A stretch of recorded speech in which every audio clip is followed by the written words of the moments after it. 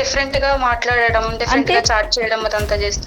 అంటే బయటగా ఇక ఒక గే లాగా మాట్లాడడం అదంతా చేస్తున్నాను మ్యామ్.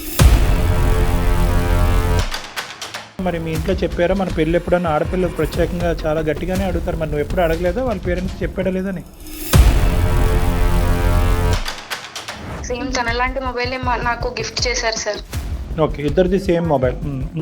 ఇద్దరిది ఒకటే ఫోన్, సేమ్ వాల్ పేపర్స్ ఉండేది. వాల్ పేపర్స్ కూడా సేమేనా? అమ్మాయిలతో మామూలుగా ఫ్రెండ్లీ రిలేషన్షిప్ ఏమో, ఈ ఫిజికల్ ఇంటిమసీ అనేటి అంటే కలిసేటటువంటి ఉద్దేశం అతనికి లేదేమో. అసలు మీ ఇద్దరి మధ్యన అటువంటి సంబంధం ఏమైనా ఉందా? వాళ్ళ ఫ్రెండ్స్ తో మాట్లాడక విరక్తి వచ్చింది మేము.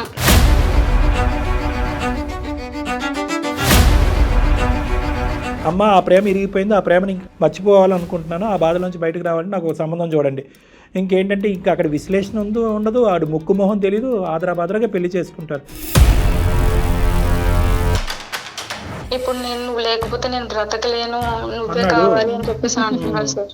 ఇప్పుడు ఆ ప్రాంక్ కాస్త అందరి జీవితానికి ఒక బ్లాంక్ అయింది.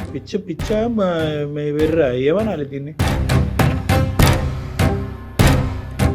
ఈ ఎంగేజ్మెంట్ కట్ ఆఫ్ అంటే కనుక ఈ అమ్మాయి అసలు వ్యక్తిత్వం మీద, ఈ అమ్మాయి నిర్ణయాధికారుల మీద తల్లిదండ్రులకి పూర్తిగా నమ్మకం అనేది పోతుంది. ఇమీడియట్గా కాకపోయినా కొన్ని రోజుల తర్వాత ఆగాలి. నువ్వు అసలు ఒక నెల 15 రోజులు కూడా వెయిట్ చేయకుండా అమ్మ అది క్లోజ్ ఇది అంటే కనుక ఎలా?